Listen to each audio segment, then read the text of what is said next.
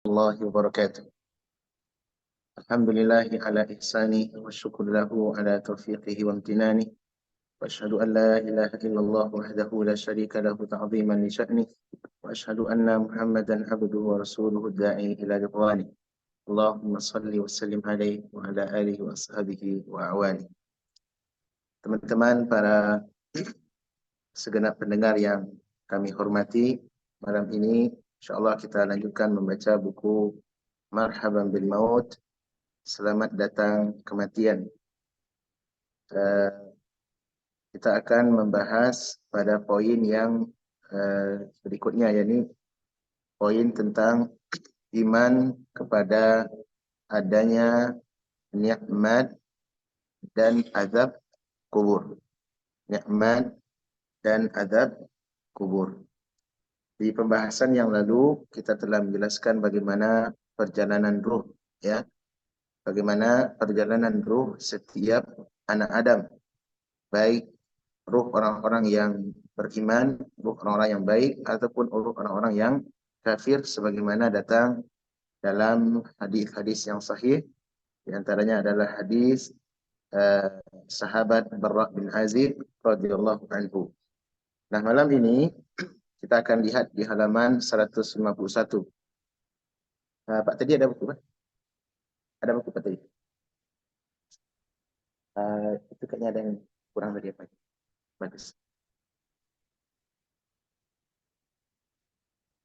Silakan dilihat halaman 151. Penulis di sini menyebutkan subbahasan alam kubur, nikmat atau azab. Alam kubur, nikmat atau azab. Para teman-teman yang dimuliakan Allah Subhanahu wa taala, berbicara tentang nikmat dan azab kubur ini merupakan perkara yang gaib, ya, termasuk perkara min umuri al-mughayabat, perkara-perkara yang gaib. Dan dalam akidah kita sebagai kaum muslimin, akidah Ahlussunnah wal Jamaah, untuk perkara yang sifatnya gaib, maka tidak ada jalan lain bagi kita untuk menetapkannya, meyakininya, kecuali kembali kepada dalil, yakni harus sabit penetapannya di dalam Al-Quran atau di dalam sunnah hadis-hadis Nabi yang sahih sallallahu alaihi wasallam. Jika ada ijma' yang menguatkan itu jauh lebih baik. Namun jika tidak, maka bagi seorang muslim cukup kita meyakini perkara itu sabit atau tidak kalau urusannya gaib berdasarkan Al-Quran dan hadis-hadis yang sahih dari Nabi sallallahu alaihi wasallam. Nah, alam kubur adalah alam yang gaib.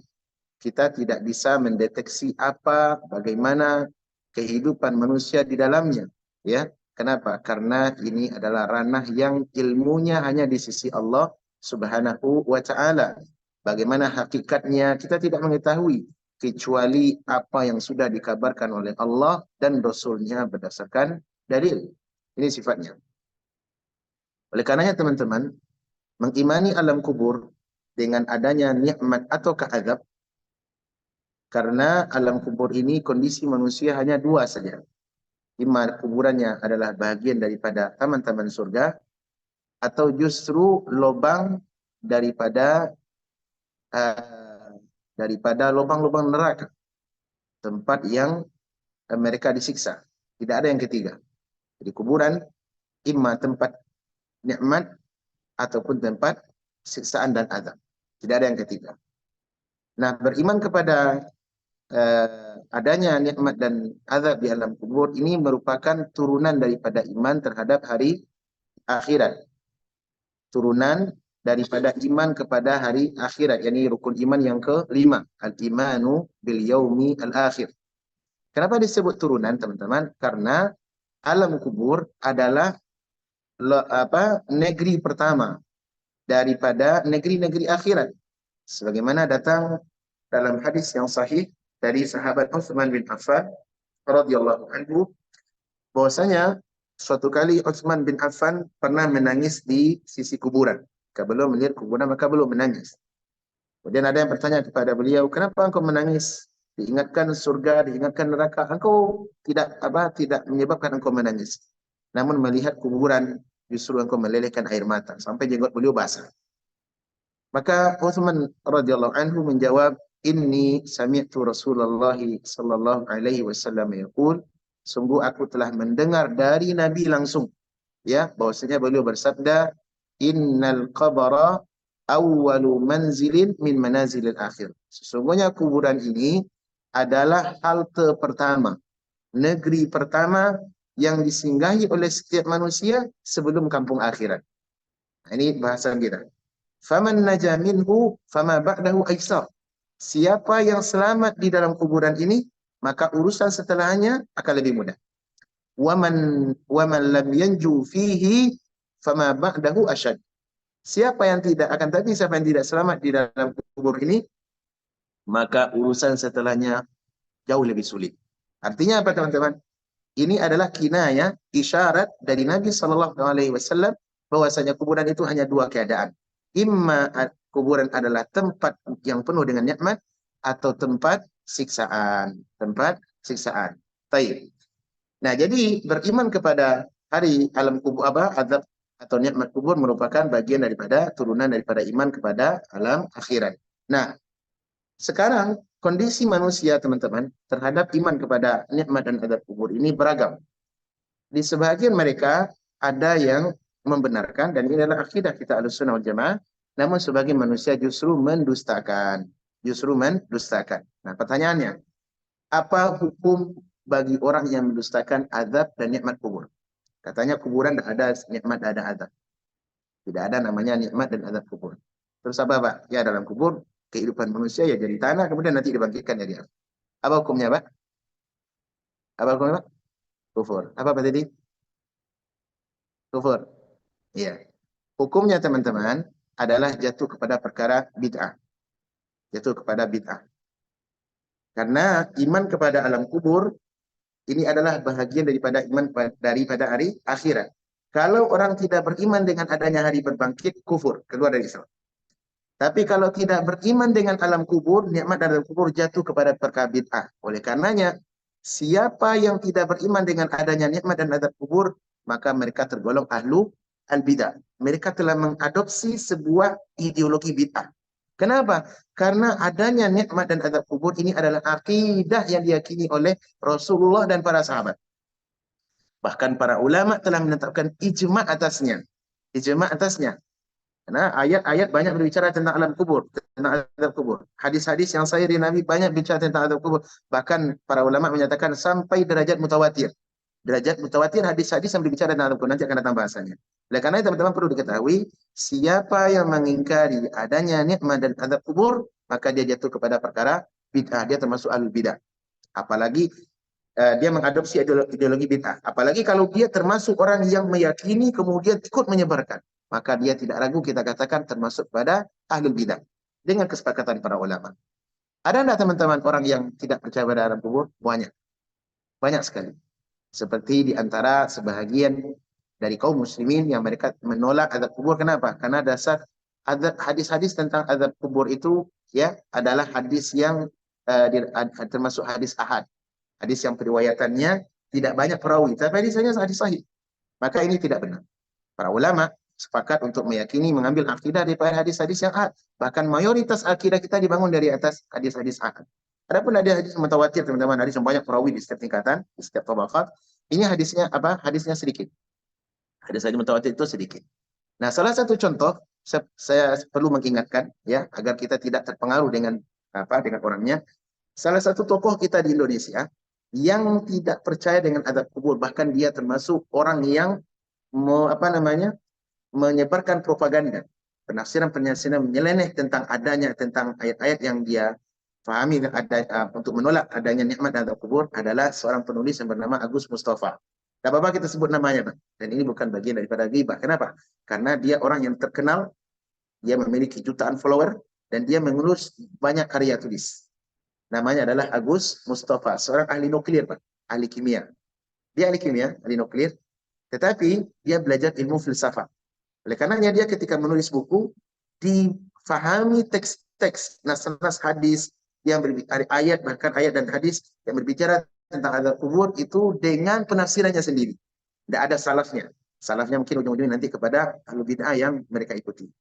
Nah, di antara buku yang dia tulis, Pak, banyak buku-buku yang kontroversial. Bahkan itu dijual di Sari Anggrek, di Gramedia, toko-toko buku ada apa di Indonesia yang ma'ruf.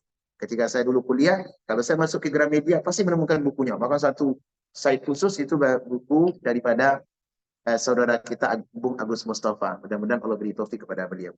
Nah, di antara bukunya adalah apa ada azab kubur itu adakah atau tidak? Saya tadi sempat lihat bukunya. Mungkin bagi kawan-kawan. Nah, ini cover bukunya. Tak ada azab kubur. Perhatikan sini, nampak kelihatan? Ah, tuh, tak ada azab kubur. Ini kan Agus Mustafa nih. Diskusi tasawuf modern. Nah, ini buku ini sudah banyak dibantah oleh sebagian para penulis. Ini saya ingatkan teman-teman agar kita tidak terpengaruh kepadanya. Tujuan daripada buku ini adalah dibawakan ayat seperti an-naru yu'raduna 'alaiha guduwan wa 'ashiyya, bahwasanya neraka itu diperlihatkan kepada Firaun dan keluarganya pagi dan sore hari. Ini kan bagian jelasan al-kubur, tapi nanti ditafsirkan menurut versi mereka, versi dia. Tidak ada seorang pendahulu salaf yang menyatakan hal itu. Kesimpulannya adalah azab kubur tidak ada.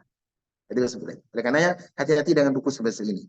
Bahkan dia juga menulis buku ternyata Adam bukan manusia pertama. Nah, coba buku yang kontroversial. Baik, nah sekarang kita lihat buku. Bagaimana penjelasan dari penulis di dalam buku ini? Apakah azab kubur itu atau tidak? Maka kita akan baca buku ini. Kita nukilkan nanti ayat, hadis dan pernyataan para ulama salaf tentangnya. Baik, penulis memulai azab dan nikmat kubur itu hak dan benar adanya. Berarti apa? Penulis buku ini dia meyakini akidah bahwasanya nikmat azab kubur itu ada.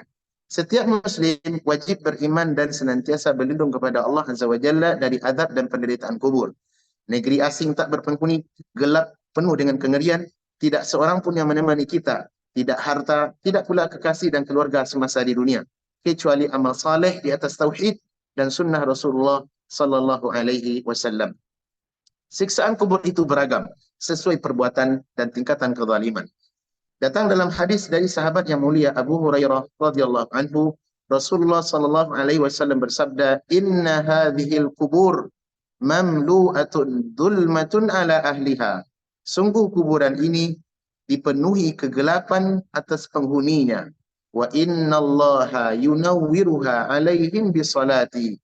Dan sesungguhnya Allah meneranginya dengan salatku atas mereka. Hadis ini adalah hadis yang dikeluarkan oleh Imam Muslim, nomor hadis 956. Dan tepatnya hadis ini teman-teman adalah hadis yang bercerita tentang kisah wafatnya Ummu Mihjan radhiyallahu anha. Seorang sahabiah yang bernama Ummu Mihjan, ketika dia meninggal dunia maka Nabi SAW datang ke kuburannya. Seorang wanita yang saleh daripada golongan sahabiah. Maka Nabi SAW mengatakan sesungguhnya kuburan ini asalnya adalah dipenuhi dengan kegelapan. Dipenuhi dengan kegelapan dan penghuninya dalam kondisi yang gelap. Maka Allah Subhanahu wa taala akan menerangi kuburan ini dengan apa? Dengan salatku. Salatku maksudnya di sini apa? Ini salat Nabi SAW dan doa beliau. Nabi SAW menyolatkan para sahabat dan doa beliau bermanfaat untuk penduduk kubur yang beliau doakan. Itu termasuk dan itu otomatis adalah orang-orang muslim. Ya, untuk orang-orang muslim. Ini dalil ini teman-teman memberikan faedah kepada kita bahwasanya adanya nikmat dan azab kubur. Sisi nikmatnya di mana? yakni Allah SWT menerangi kuburan bagi orang yang dikehendaki karena doa Nabi SAW, dan dari sisi di sisi azabnya adalah kuburan itu adalah negeri yang penuh dengan kegelapan. Kemudian dalam hadis yang lain dengan makna yang sahih dari sahabat Abu Sa'id radhiyallahu anhu, Rasulullah SAW bersabda, "Innamal qabru rawdatun min riyadil jannah au hufratum min hufarin nar." Sesungguhnya kuburan itu adalah satu dari dua keadaan. Pertama, imma dia adalah raudhatun min riyadil jannah, salah satu taman daripada taman-taman surga, atau hufratun min hufarin nar, atau dia adalah celah lubang daripada lubang-lubang neraka. Hadis ini teman-teman dikeluarkan oleh Imam At-Tirmidzi, walaupun sebagian para ulama menilainya adalah hadis yang dhaif sebagaimana disebutkan oleh Syekh Al-Albani dalam silsilah ad-dhaifah, namun maknanya sahih. Maknanya adalah sahih. Kita bisa mengambil faedah dari makna walaupun sanadnya termasuk sanad yang lemah. Baik. Kemudian penulis mengatakan di sini, Ahlus Sunnah membenarkan adanya nikmat atau azab kubur. Ya, Ahlus Sunnah membenarkan nikmat dan azab kubur. Di dalamnya ada kebahagiaan, ketenangan, sukacita bagi hamba Allah yang beriman. Namun di sana juga ada jeritan, kepayahan, dan beragam siksaan serta kesedihan untuk orang-orang kafir dan kaum pembangkang. Al-Quran juga berbicara tentang nikmat dan azab kubur. Bahkan datang dalam hadis yang mutawatir, lebih dari hadis yang diriwayatkan lebih daripada 30 sahabat yang meriwayatkannya. Berarti kalau 30 sahabat, inilah sudah derajat mutawatir. Nah, sekarang kita lihat tentang adakah ayat yang membicarakan tentang adanya nikmat kubur? Ada. Firman Allah Subhanahu wa taala di dalam surah Baqarah ayat 154. Allah berfirman, "Wala taqulu liman yuqtalu fi sabilillahi amwat." Janganlah kalian mengatakan terhadap orang yang gugur di jalan Allah. Yang gugur di jalan maksudnya siapa? Jadi para mujahid, orang-orang yang berjihad di jalan Allah untuk li'i'la'i kalimatillah, meninggikan kalimat Allah, meninggikan kalimat tauhid. Ya, jangan kalian mengira mereka itu orang yang mati, wafat, tidak. Bal ahya'un. Sesungguhnya mereka itu adalah orang yang hidup. Hidup maksudnya apa? Di sisi Allah SWT. Di alam barzakh. Di alam barzakh sebagaimana yang datang hadis-hadis penjelasan sebelum ini. Walakin la tash'urun, akan tetapi kalian tidak menyadarinya.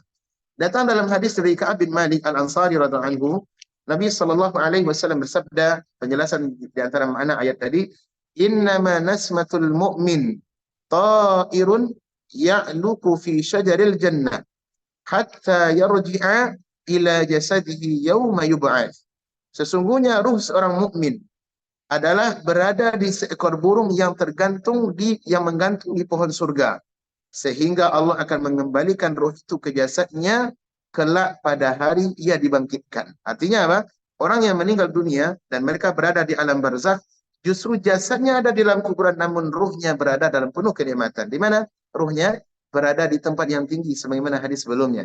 Jadi berada di Illiyin, dan ruh itu bergelantungan di paruh seekor burung yang besar. Ini burung yang hijau. Hadis ini adalah hadis yang diriwayatkan oleh Imam Ibnu Majah dengan derajat yang sahih. Ini adalah dalil menunjukkan tentang adanya nikmat kubur. Baik. Sekarang kita melihat, adakah dalam penjelasan dalam Al-Quran tentang azab kubur? Ada. Ya, di sini penulis mengatakan orang kafir akan disiksa di dalam kubur dengan langgeng sampai hari kiamat tanpa ada istirahat. Sebagaimana informasi dalam Al-Quran ketika Allah memberitakan azab yang menimpa kaum Lut, kaum Fir'aun dan keluarganya, Allah berfirman, "Walaqad sabbahahum bukratan adzabun mustaqir." Dan sesungguhnya pada esok harinya mereka akan ditimpa azab yang kekal. Dan surah Al-Qamar ayat 38. Ayat ini bercerita tentang siapa? Tentang kaum-kaum yang mendustakan para rasul. Kemudian ayat berikutnya yang menceritakan tentang ada azab kubur, "An-naru yu'raduna 'alaiha guduwan wa 'ashiyya." Neraka itu ditampakkan kepada mereka pagi dan petang hari. Wa yauma taqumus sa'ah, dan pada hari kiamat kelak terjadi, adkhilu ala fir'auna asyaddal azab. Akan dikatakan kepada malaikat, masukkanlah, lemparkanlah Fir'aun dan kaumnya ke dalam azab yang keras. Para ulama salaf ketika mereka berdalil, ya, menjelaskan bahwasanya adanya azab kubur dengan dalil ini. Azab kubur dengan dalil ini. Walaupun Bung Agus Mustafa juga menggunakan ayat yang sama, tapi justru ditafsirkan kemana-mana. Imam Ibnu Katsir, Al-Qurtubi, Al-Baghawi, kemudian juga para mufassir yang lainnya, ya, sebesar At-Tabari menetapkan dengan adanya ayat ini adalah adanya azab kubur. Kenapa? Karena dilihatkan neraka kepada Fir'aun dan keluarganya, sementara mereka dalam disiksa. Dan penglihatan itu sendiri, penglihatan ngerinya neraka yang akan mereka masuki nanti, ini adalah bagian daripada siksaan. Karena mata ini, teman-teman, adalah salah satu jalan untuk mendapatkan nikmat, kesedihan atau kebahagiaan. Oleh karena kalau dinampakkan neraka, kira-kira ciut dah kita, Pak. Ciut. Oleh karenanya bagian daripada siksa. Kemudian juga dalil berikutnya adalah dalam surat At-Taha, dalam surat Taha ayat 124.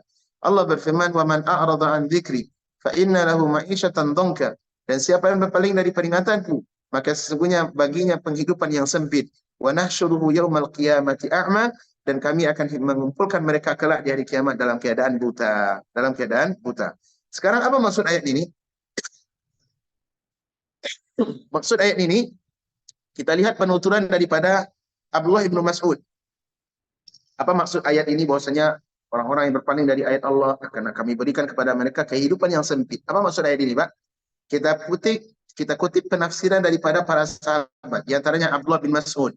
Abdullah bin Mas'ud adalah ulama sahabat. Yang kedua Abu Hurairah radhiyallahu anhu. Yang ketiga Abu Sa'id Al-Khudri. Dan sebagian jumhur para sahabat menafsirkan ayat ini, apa kata mereka? Huwa adzabul qabri. Yang dimaksud dengan kehidupan yang sempit itu adalah kehidupan yang sempit, yaitu azab kubur. Kehidupan yang dimaksud ma'isyatan dongka maksudnya adalah azab kubur. Yudghatu hatta takhlifa adla'ahu.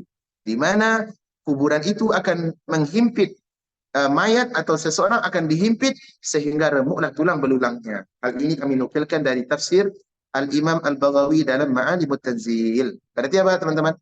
Azab kubur itu ada berdasarkan Al-Quran sebagaimana yang difahami oleh para sahabat. Ini bukan pemahaman saya, Pak. Kita hanya menukilkan. Perkataan ini adalah pernyataan dari para jumhur para sahabat. Adapun seorang, ini tentu orang kafir. Adapun seorang muslim, bagaimana dengan seorang muslim? Apakah ada orang muslim diazab? Nah, di sini pun mengatakan bisa jadi orang muslim itu ya diazab ya langgeng sampai hari berbangkit, atau bisa jadi azab itu berhenti sekadar ukuran maksiat yang mereka lakukan dikala di dunia. Jadi teman-teman, kalau orang kafir azabnya langgeng tidak putus-putus, bahkan itu adalah muqaddimah daripada azab neraka. Muqaddimah belum seberapa dibanding azab neraka. Adapun orang muslim, adakah mungkin mereka diazab? Ada, kata para ulama. Namun keadaan mereka itu imma diazab langgeng terus sampai hari kiamat sesuai dengan ukuran dosa, atau justru mereka disiksa sebagai apa, seberapa jauh atau seberapa ukuran maksiat yang mereka lakukan dikala di dunia. Berarti azabnya bukan langgeng. Jadi disiksa dengan ukuran sesuai yang Allah kehendaki, setelah itu siksaan berhenti untuk mereka. Dan ini juga sebagaimana pernah disebutkan oleh Ibnu Taimiyah rahimahullah, bisa jadi fitnah kubur itu, siksaan yang ada dalam kubur untuk seorang muslim jadi kafarat, Pak. Jadi apa? Kafarat, penggugur dosa. Kalau dia sudah dihukum sesuai dengan kadar dosanya, maka dia tidak diseratkan dari azab, kemudian berganti dengan nikmat, dan setelah itu nanti di akhirat mereka akan dimasukkan ke dalam surga insya Allah. Taib. Jadi berhenti sesuai kadar maksiat atau sebab amal jariah. Jadi di antara sebab mereka itu diisratkan dari azab karena sebab amal jariah. Mungkin dia pernah memiliki di dunia, semasa di dunia, amal kebaikan. Allah memiliki amal kebaikan, amal jariah. Yang antara amal jariah apa?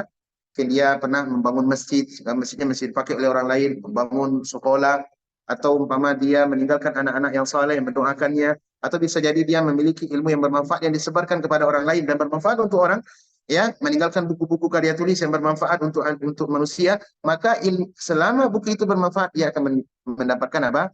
Mendapatkan amal jariah. Hal itu bisa meringankan azab kubur seseorang. Atau diringankan dengan sebab doa yang ikhlas dari orang yang masih hidup untuknya, atau karena kasih sayang Allah kepadanya. Kasih sayang Allah kepadanya. Ini ada beberapa kemungkinan seorang muslim diberhentikan atau dilindungi dari azab kubur. Hal ini sebagaimana datang dalam nas yang sahih dari sahabat yang mulia Abdullah bin Abbas radhiyallahu anhuma, bahwasanya suatu kali Rasulullah sallallahu alaihi wasallam pernah melewati dua kuburan yang beliau mendengar penghuninya diazab. Penghuni kuburan itu sedang diazab. Jadi Nabi SAW pernah melewati kuburan, dan belum melewati kuburan itu belum mendengar penduduknya atau orang yang dalam kuburan tadi sedang disiksa.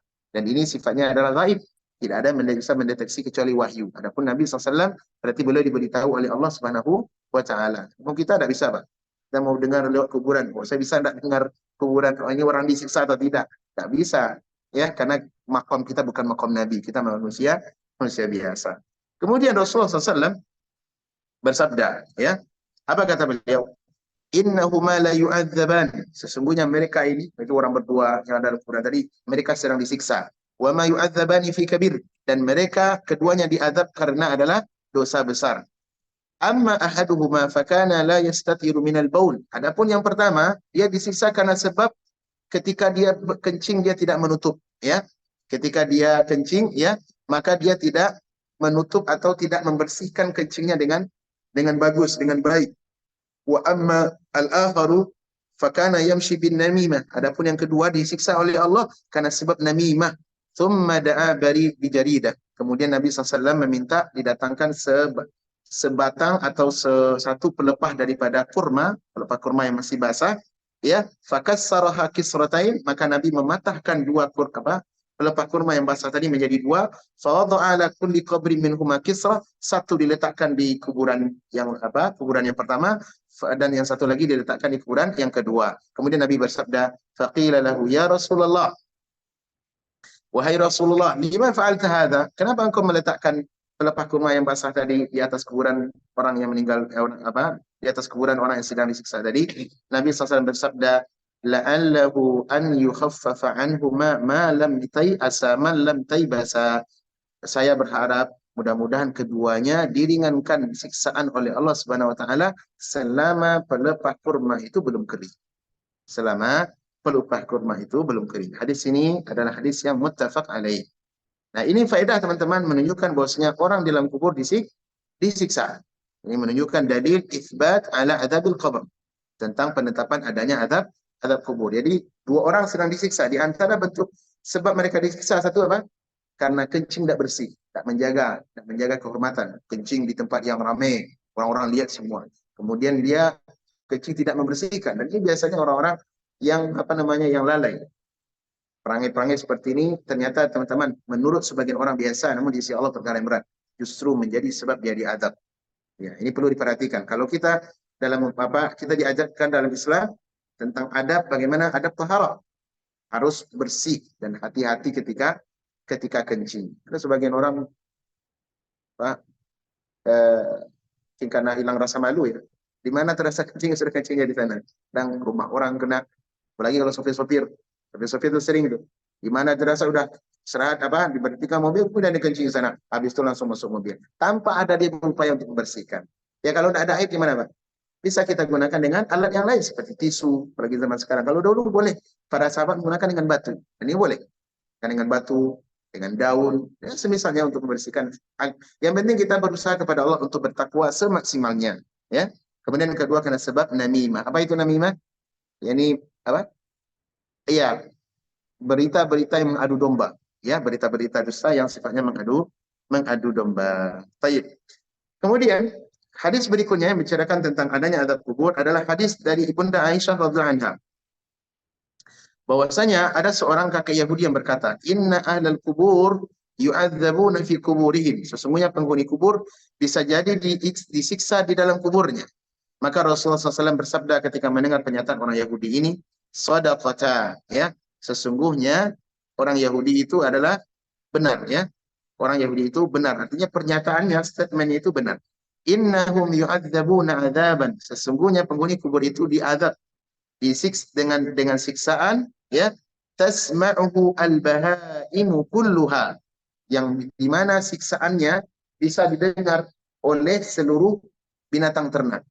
Binatang-binatang melata, binatang-binatang ternak bisa mendengar daripada azab kubur. Artinya ketika penghuni kubur disiksa, maka mereka meraung sekencang-kencangnya.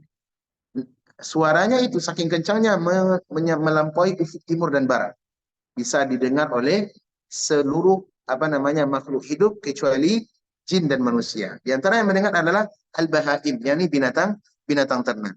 Kemudian Ibunda Aisyah berkata, "Fama ra'aituhu ba'da fi salatin illa yata'awwadu adzab al-qabr min adzabi al-qabr."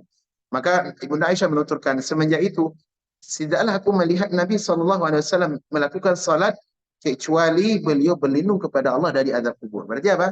Nabi berlindung kepada Allah dari azab kubur di dalam salat beliau. Dan ini dalil teman-teman adalah hadis yang sahih Bukhari dan Muslim menetapkan tentang adanya azab kubur. Hadis berikutnya dari sahabat Abu Sa'id Al-Khudri. Rasulullah SAW bersabda, "Inna hadhihi al-ummah tubtala fi kuburiha." Sungguh umat ini akan diuji di dalam kuburannya. Falaula an tadafanu. Kalaulah bukan karena khawatir kalian kalaulah bukan karena khawatir kalian tidak saling mau menguburkan, la da'autu an yusmi'akum min adzabil qabri alladhi asma' minhu. Maka aku akan meminta kepada Allah untuk diperdengarkan kepada kalian tentang azab kubur sebagaimana yang aku dengar. Hadis ini dari Sahih Muslim.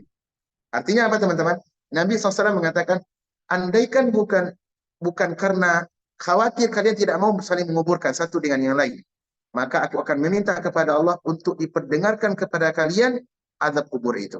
Jadi siksaan kubur itu ada Dan ketika manusia disiksa di dalam kubur, orang yang layak untuk mendapatkannya, waliyadzubillah, maka suaranya itu, kondisinya itu didengar oleh Nabi SAW.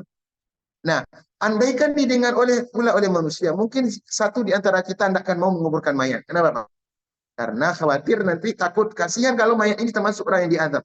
Ya, sehingga kita tidak mau saling menguburkan mayat-mayat yang ada. Jadi adalah kerusakan. Tapi hal itu tidak diminta oleh Nabi. Dan ini cukup dalil bagi kita, Nabi SAW menetapkan adanya adab kubur. Baik. Setiap orang akan menemukan alam kubur sesuai amal dan perbuatan semasa di dunia. Jika di semasa di dunia ia adalah orang yang baik, maka kebaikan untuknya. Jika buruk adalah penyesalan yang tiada berguna baginya. Seorang mukmin yang bertauhid kepada Allah, insya Allah akan selamat dari adab kubur. Insya Allah. Ya, orang Muslim yang bermaksiat, adapun orang Muslim yang bermaksiat akan disiksa sesuai kadar dosanya. Atau boleh jadi dia azab itu justru menjadi kafarat baginya. Adapun orang kafir akan disiksa selama-lamanya sampai hari kiamat, tiada henti, dan kemudian di akhirat kelak dia akan dimasukkan ke dalam neraka. Baik. Ada riwayat dari sahabat Nafi', ya, dari Abdullah bin Umar radhiyallahu anhu, bahwasanya Rasulullah sallallahu alaihi wasallam bersabda, "Inna ahadakum idza mata urida alaihi maq'aduhu bil ghadati wal 'ashi." Sesungguhnya setiap orang dari kalian kalau sudah wafat, maka akan diperlihatkan kepadanya tempat duduknya kelak di hari kiamat pada pagi dan petang hari. Kalau penduduk surga, berarti dilihatkan tempatnya di surga. Kata beliau, in kana min ahli jannah, jika dia penduduk surga, famin ahli jannah, maka dia akan diperlihatkan tempat duduknya di dalam surga. Wa in kana min ahli nari, famin ahli nar, jika dia adalah termasuk penduduk neraka, maka akan diperlihatkan tempat duduknya kelak di neraka. Fa yuqal, hadza, maka dikatakan kepadanya, hadza maq'aduk hatta yab'atsaka Allahu yaumal qiyamah. Inilah tempat tinggalmu kelak jika Allah telah membangkitkan kalian nanti di hari kiamat. Hadis ini adalah hadis sahih Bukhari dan Imam Muslim. Baik. Kemudian juga hadis berikutnya, hadis dari Abu Hurairah, Nabi SAW bersabda, "Idza tashahhada ahadukum falyasta'id billahi min arba'." Jika kalian salat, ya, kemudian bertasyahud, tasyahud maksudnya duduk akhir sebelum salam, ya, duduk yang terakhir sebelum salam. Maka hendaklah kalian mengatakan, Allahumma, ya, inni a'udzubika min adzabi jahannam. Ya Allah, aku berlindung kepada Engkau dari azab neraka jahannam. Wa a'udzubika min adzabil qabr, dan aku berlindung kepada Engkau ya Allah dari azab kubur. Yang ketiga, wa min fitnatil mahya wal mamat, dari fitnah atau fitnah hidup dan fitnah kematian. Wa min syarri fitnatil masih dajjal, dan dari fitnah masih dajjal. Yani Nabi SAW memerintahkan kita untuk berlindung kepada Allah dari 4 perkara setiap kita salat, yakni di saat kondisi tasyahud akhir. Berarti apa, teman-teman? Ini menunjukkan azab kubur itu ada. Kemudian juga hadis dari Ummul Mukminin Aisyah radhiyallahu anha. Rasulullah SAW pernah bersabda, "Inna lil qabri dhaqqah." Sesungguhnya kuburan itu memiliki himpitan. Walau kana ahadun najian minha. Andaikan ada seseorang yang layak untuk selamat dari himpitan kubur, la naja minha Sa'd bin Mu'adz, maka akan selamat seorang sahabat yang bernama Sa'ad bin Mu'adz. Sa'ad bin Mu'adz, teman-teman, adalah seorang tokoh Ansar, ya. Salah satu pemuka Ansar, dari sahabat Ansar yang mulia. Ketika Sa'ad bin Mu'adz wafat di peristiwa perang Ahzab 2 tahun atau 3 tahun sebelum Nabi SAW meninggal dunia, maka Sa'ad bin Mu'adz juga wafat. Kenapa? Karena sebab sakit yang beliau derita di kala perang Ahzab itu. Ketika Sa'ad bin Mu'adz meninggal dunia, maka arasnya Ar-Rahman berguncang. Arash Allah berguncang karena kematian siapa? Sa'ad bin Mu'adz. Sebagaimana kata Nabi SAW, ihtazza arshur Rahman limauti Sa'ad bin Mu'adz. Arasnya Allah bergoncang karena wafatnya Sa'ad bin Mu'adz. Berarti apa, teman-teman? Ini bukan orang sembarangan. Wali Allah ini, tak ragu kita, ya kan, mengatakan wali Allah. Arasnya Allah bergoncang. Padahal aras adalah makhluk yang Allah ciptakan yang paling besar di antara makhluk yang ada. Yang paling besar adalah aras. Tapi bergoncang karena kematian. Namun demikian, Sa'ad bin Mu'adz tidak selamat dari himpitan kubur. Dari himpitan kubur. Doktor. Dan doktor bagian daripada fitnah kubur. Namun perlu diketahui bahwasanya doktor ini akan diketemui oleh semua orang. Cuma perbedaannya, kalau orang yang baik dihimpit oleh kubur, himpitannya tidak memberikan tidak memberikan siksaan kepadanya, bukan berupa hal yang menyakitkan. Tetapi kata para ulama, dan ini saya dengar langsung dulu dari seorang syekh di Khadijah dulu, namanya Syekh Hamzah An-Naili hafizahullah. beliau sekarang di Aljazair. Saya mendengarkan bahasan ini langsung dari beliau, bahwasanya kata beliau, seseorang muslim kalau dihimpit kubur bagaikan seorang ibu yang rindu kepada anaknya setelah lama tidak bertemu. Sehingga dia dirangkul, kuat dirangkul, cuma tidak menyakitkan. Paham? Bisa dipahami teman-teman? Kalau kita ketemu anak, Pak Teddy umpama ada setahun di Qatar, gak pulang-pulang ya kan? Tahun depan pulang ke Indonesia, ketemu sama anak, kira-kira gimana Bapak meluk anak? Peluk dengan kencang, hangat kan? Dan itu tidak menyakitkan. Dua-duanya memberi kegembiraan. Nah demikianlah dokter untuk apa? Himpitan kubur bagi orang muslim. Mudah-mudahan Allah perlakukan kita dengan demikian. Adapun untuk orang kafir, di dokternya adalah hatta apa? Sampai Allah. Sampai apa namanya? Kuburan itu sampai kuburan itu meremukkan tulang belulangnya. Sampai kuburan itu meremukkan tulang belulangnya. Baik.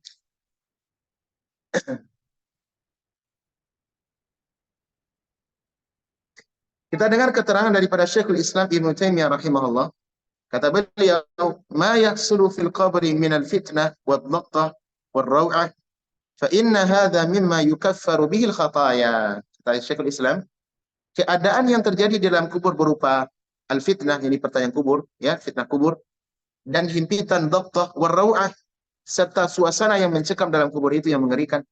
Maka semua itu kata beliau yukaffaru bihil khataya, bisa menjadikan sebab pengebus dosa, penggugur dosa dan kesalahan bagi seorang muslim, Baik. Namun sebagian para ulama ya menjelaskan bahwasanya ini sudah yang kita sebutkan tadi, ini himpitan kubur adalah hal yang tidak menyakitkan untuk seorang muslim. Di antara sekarang teman-teman, setelah kita meyakini bahwasanya alam kubur itu ada nikmat dan di sana juga ada azab, maka seorang muslim apa faedah yang bisa kita ambil? Akan menambah keimanan kita untuk melakukan amal saleh, sabar dalam ketaatan, dan setelah itu kita banyak berlindung kepada Allah dari azab, dari berdoa kepada Allah berlindung daripada azab kubur, serta menjauhkan hal-hal yang bisa menjatuhkan kita kepada siksaan kubur. Nah, sekarang pertanyaannya, adakah nas atau penjelasan dalam agama kita amalan-amalan tertentu yang bisa melindungi kita daripada azab kubur? Nah, di sini penulis menyebutkan di antara yang menyebabkan seseorang selamat dari azab kubur, yang pertama adalah bertauhid kepada Allah Subhanahu wa taala dengan menjauhkan perbuatan syirik, ya. Menjauhkan perbuatan kesyirikan, ya, mempelajari tauhid kemudian diamalkan dalam kehidupan. Kemudian yang berikutnya teman-teman, yang ada secara spesifik, yakni datang dalam nas bahwasanya seseorang yang bisa menghafal surat Al-Muluk, kemudian dia menghafal, mempelajarinya, memahaminya, dan mengamalkan dalam kehidupan, dengan harapan agar diberikan syafaat dan keutamaan daripada surat yang mulia ini, maka hal itu bisa melindungi seseorang daripada azab kubur. Hal ini datang dari hadis yang sahih dari sahabat Abu Hurairah radhiyallahu anhu, ya. Rasulullah sallallahu alaihi wasallam pernah bersabda, "Inna suratan fil Qur'an 30 ayat." Ada salah satu surat di dalam Al-Qur'an yang ayatnya berjumlah 30 ayat. "Tastaghfiru li sahibiha hatta yufaralah." Surat itu akan senantiasa memohonkan ampun kepada Allah untuk sahabatnya sehingga orang tadi diampuni oleh Allah Subhanahu wa taala. Apa surat itu? Kata beliau, Tabarakalladzi biyadihil mulk wa huwa ala kulli syai'in qadir. Yani surat Al-Mulk. Di sini Nabi SAW menyatakan bahwasanya ada satu surat, yani surat Al-Mulk, dia akan meminta ampunan kepada Allah untuk orang yang menghafalnya, kemudian mempelajarinya dan mengamalkan makna daripada surat-surat itu. Kalau akidah maka diyakini, kalau amalan maka dia termotivasi untuk mengamalkan. Kalau ada hal yang perlu dihindari maka dia berupaya untuk menjauhkannya. Maka orang seperti ini insya Allah dia akan terlindung daripada siksaan kubur. Hadis ini adalah hadis yang dikeluarkan oleh Imam Ibnu Hibban dalam Sunan beliau dengan sanad yang hasan. Baik. Kemudian berikutnya teman-teman, pernyataan yang lain dari Abdullah bin Mas'ud. Kita dengar keterangan beliau, Suratun Tabarak hiyal mani'ah. Sesungguhnya surat Tabarak, ini Tabarakalladzi biyadihil mulk surat Al-Mulk, adalah al-mani'ah. Dia akan melindungi atau akan menghalangi seseorang daripada fitnah kubur. Yani tamna'u bi'idnillahi min adabil qabr. Yani surat Al-Muluk akan menghalangi orang yang membaca dan menghafalnya, mengamalkannya dari siksaan kubur. Nah, kata penulis di sini, berdasarkan hadis-hadis yang sahih, para ulama salaf sepakat bahwa nikmat dan azab kubur akan menimpa badan dan ruh. Hal ini sebagaimana yang pernah dinyatakan kepada Syekhul Islam Ibn Taimiyah ketika beliau berada di Mesir. Apakah nikmat dan azab kubur itu menimpa ruh dan jasad sekalian atau ruh saja? Ini kan ada pertanyaan yang sering ya muncul di tengah kaum muslimin. Kalau orang yang sudah meninggal itu, Pak, kira-kira yang dapat nikmat atau siksaan, yang dapat nikmat atau siksaan, ruh dan jasad kedua-duanya sekaligus, ataukah justru ruh saja? Dan nanti kendalanya kalau ada orang yang meninggalnya karena sebab dibakar contohnya. Atau orang yang meninggalnya karena ditelan ular, dimakan ular, atau dimakan singa dan semisalnya. Itu kan biasanya ada adab. Ruhnya tentu pulang kepada Allah SWT. Jasadnya dia ada. Nah, apakah dia disiksa oleh jasad dan ruh saja? Nah, dalam hal ini, kata Syekhul Islam Ibn Taimiyah, coba kita lihat dengar keterangan beliau, justru ruh yang merasakan nikmat dan adab kedua-duanya. Ruh dan jasad sekaligus. Ruh dan jasad sekaligus. Kita dengar keterangan beliau. Beliau menjawab, Alhamdulillahirabbil alamin. Ini jawaban beliau. Segala puji bagi Allah, penguasa sekalian alam. Bal adabu, ini jawaban daripada pertanyaan tadi. Bal adabu wan na'imu ala nafsi wal badani jami'an bittifaqi ahlu sunnati wal jamaah. Bahkan kata beliau, azab dan nikmat kubur itu akan dirasakan sekaligus oleh ruh dan jasad, dan ini sepakat ahlu sunnah. Sepakat ahlu sunnah wal jamaah, ini ruh dan jasad kedua-duanya akan merasakan nikmat dan azab dalam kubur. Jadi kalau orang kafir dapat azab, kalau orang muslim insya-Allah mendapatkan nikmat. Tan'amun nafsu wa tu'adzabu munfaridah anil badan wa tu'adzabu muttasilatu bil badan. Ya, kata beliau, ruh bisa jadi mendapatkan nikmat dan azab secara terpisah dari badan, dan ruh bisa jadi merasakan nikmat dan azab ya dalam kondisi bersambung dengan badan. Yakni ketika ruh berpisah dengan jasad, ruhnya orang yang meninggal dunia, jasadnya mungkin tidak ada, tapi ruhnya kembali kepada Allah. Dua-duanya bisa merasakan nikmat dan azab dalam kondisi bersamaan. Kemudian kata beliau juga, kita baca terjemah di sini, kata beliau juga, dan ruh bisa jadi merasakan nikmat dan azab dalam kondisi bersambung dengan badan. Jadi ketika jasad seseorang dikuburkan dalam kuburan, kemudian ruhnya dikembalikan, bisa jadi di saat yang sama kedua-duanya merasakan nikmat atau azab secara sekaligus. Nah, kata beliau, ya, wa fi hadhil hal, dan pada kondisi ini, ya, mujtami'ina kama yakunu lirruh munfaridatan 'alal badan. Maka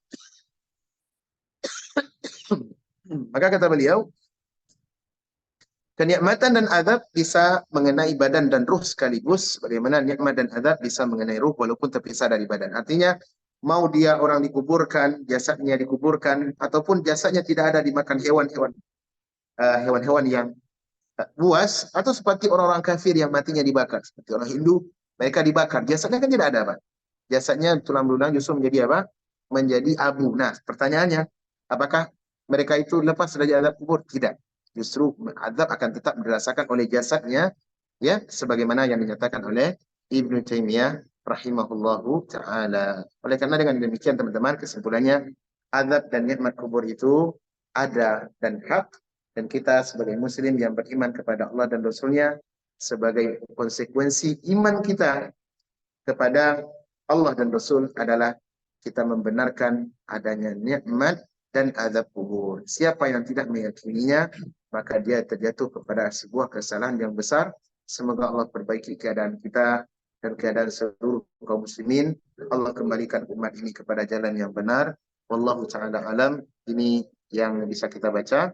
Mudah-mudahan bermanfaat untuk kita semua, untuk penulis, dan mudah-mudahan Allah memaafkan kesalahan kita semua. Allah Ta'ala alam. Kalau ada soal jawab, kami persilahkan. Jika tidak, kita akan tutup majelis.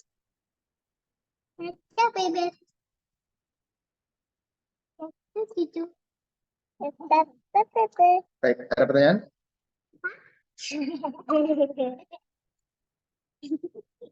Baik, jika tidak ada pertanyaan, kita tutup dengan kafaratul majelis. Subhanakallahumma bihamdik, asyhadu an la ilaha illa anta, astaghfiruka wa atubu ilaik.